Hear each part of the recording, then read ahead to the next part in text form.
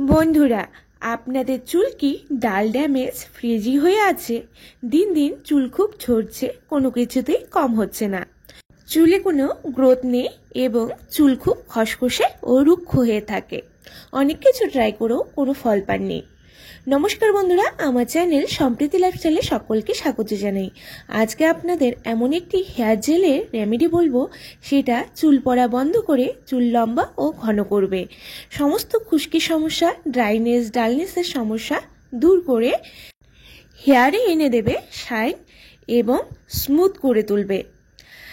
শ্যাম্পুর সাথে মাত্র দুটি জিনিস মিশিয়ে লাগান, মাত্র 5 মিনিট লাগিয়ে রাখুন, দেখবেন আপনার হেয়ারের চমক।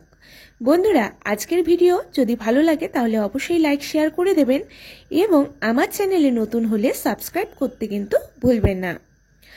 তাহলে চলুন মূল প্রসেসে যাওয়া যাক। প্রথমে এখানে লাগছে জবা ফুল। জবা ফুল সবার বাড়িতেই রয়েছে, আর না থাকলে এটার কিন্তু পাউডার পাওয়া যায়, সেটাও কিনে নিতে পারেন। জবা ফুল নিলাম 4-5টি। জবা ফুল চুল পড়া রোধ করে, চুলের গোড়া মজবুত করে। জবা ফুলে থাকে অ্যামাইনো অ্যাসিড, যা চুলের ক্যারাটিন প্রোটিনের উৎপাদন বাড়িয়ে তোলে এবং চুলে জেল্লা ধরে রাখে। জবা ফুলটাকে আমি হামালদিস্তায় পেস্ট করে নিয়েছি। এরপর লাগবে রাইস ওয়াটার। আমাদের যে খাওয়ার চাল থাকে সেটাই সামান্য পরিমাণ নিয়ে 1-2 বার ধুয়ে ভিজিয়ে রেখে দেব 2-3 ঘন্টার জন্য। চালের জল চুলের ড্যামেজ সারিয়ে তোলে। এতে থাকে প্রচুর পরিমাণে ভিটামিন, যা চুলের বৃদ্ধিতে সাহায্য করে। এবার জবা ফুলের পেস্টের মধ্যে একে একে অ্যাড করব টক দই 4 থেকে 5 চামচ। এই পর্যায়ে অ্যাড করব 2 চা চামচ অ্যালোভেরা জেল। অ্যালোভেরার গুণাগুণ আমার নতুন করে বলার কিছু নেই, স্কিন ও চুলের জন্য কতটা উপকারী সবাই কিন্তু আপনারা জানেন। এরপর লাগছে চাল ভিজিয়ে রেখেছিলাম সেই রাইস ওয়াটার। রাইস ওয়াটার লাগবে 3 থেকে 4 চামচ।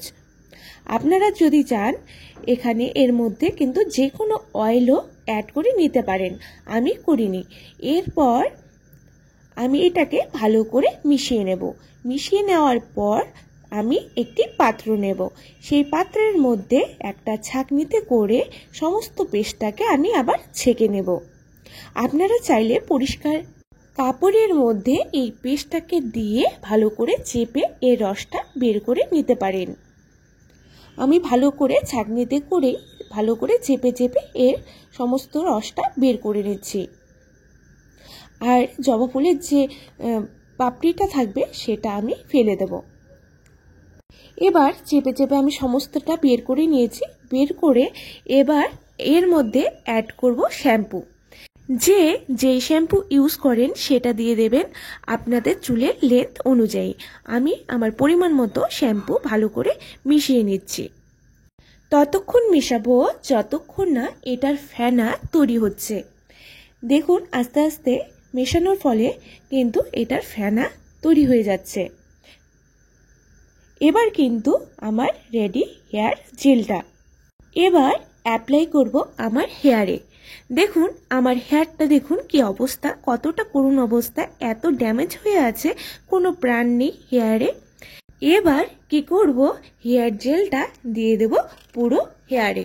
চুলের প্রথমে স্ক্যাল্পে দেব, তারপর পুরো চুলে আস্তে আস্তে ঘষে ঘষে দিয়ে দেব।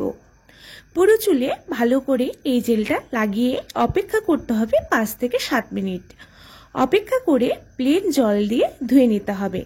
শ্যাম্পু যেহেতু অ্যাড করা, সেহেতু কিন্তু এখানে শ্যাম্পু দিতে আর হবে না।